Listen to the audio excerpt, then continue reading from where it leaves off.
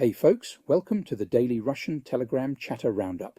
Buckle up, because we've got some wild updates coming your way. Let's dive in. I monitor and translate Russian Telegram chat channels for fun and info, so you don't have to.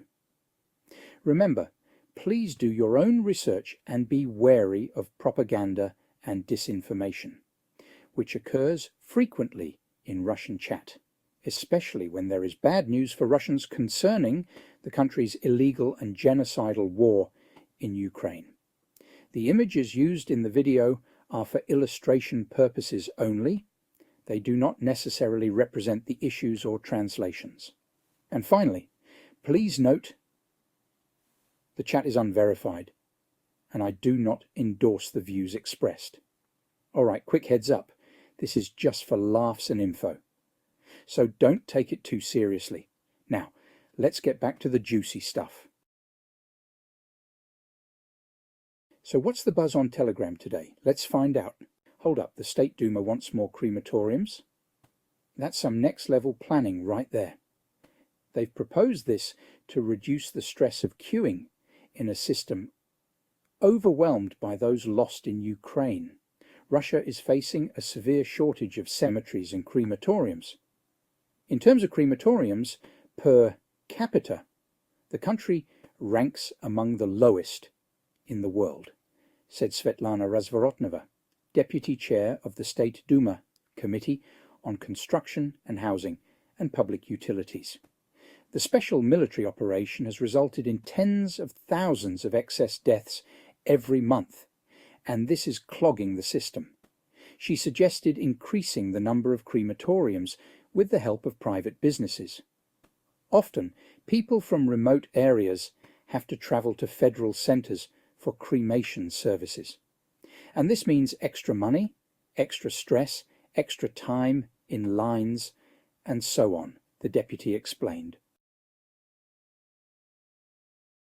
So, how's healthcare, comrades? Let's get real about those extra pounds. The Ministry of Health revealed a staggering $1 trillion hit to the Russian economy due to obesity. Only 35.7% of Russians maintain a normal body weight, while the economic damage from obesity stands at 4% of GDP, or 6.8 trillion rubles. Ivan Deev, director of the Department of Strategic Development of Healthcare, emphasized this point. He highlighted the need to evaluate the financial losses from diseases linked to excess weight. Obesity reduces life expectancy by 2.5 years, which is significantly more than the impact from tuberculosis, HIV, and hepatitis, and is almost on par with the toll from road accidents, Deev noted. African women recruited to produce drones in Russia complain of deception. Advertising in social media networks promised young African women a free plane ticket, money, and an adventure in distant Europe. All they had to do was pass a 100-word Russian language test, the Associated Press writes. But instead, some of them only learned upon arrival in Tatarstan's Alabuga that they would be working at a weapons factory. The company makes drones, nothing else.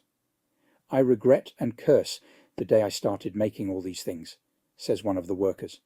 To fill the acute workforce shortage, the Kremlin is recruiting women aged 18 to 22 from countries including Uganda, Rwanda, Kenya, South Sudan, Sierra Leone, Nigeria, and Sri Lanka. The campaign is now expanding to other countries in Asia and Latin America, according to an AP investigation. African women and drone production. Now that's a combo you don't hear every day. Let's see what's going on. The central bank has some news about low pensions. Spoiler alert, it's not good news. The latest report from the Central Bank of the Russian Federation, titled Demography and Savings, claims that low pensions encourage Russians to save. The high mortality rate among working-age men leaves single, older women vulnerable if they lack savings. What kind of logic is this from our government? They are trying to justify cutting pensions to fund an illegal war. Butter and other products continue to become more expensive in Russia. According to Rosstat data, all basic food products have become more expensive in Russia in the first week of October. In just 1 week, butter has gone up in price by 1.6%, pasteurized milk by 1%. The price of sour cream, cheese, cottage cheese, bread, margarine, beef, rice, tea, and many other items has also increased. At this rate, the inflation for the next 12 months will exceed 39%, plus the existing levels of inflation running above 20% in real terms. And that's a wrap, folks. Thanks for tuning in. Catch you on the flip side.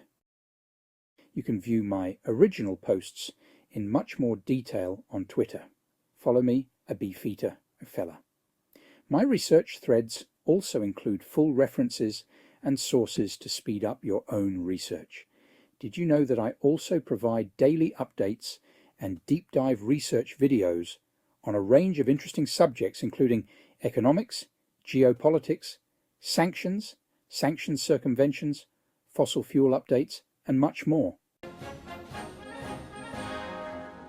If you can support me with a coffee or a subscription on Patreon, I provide links in the description of the video. Your support helps with my research, equipment, and publication costs. Thank you to those who have supported me on Patreon or buy me a coffee. You are simply awesome. Your regular support is greatly appreciated. Remember, the YouTube edition of my Russian Telegram chat translations is released every night at midnight, UK time. Have a great day. I look forward to your next visit.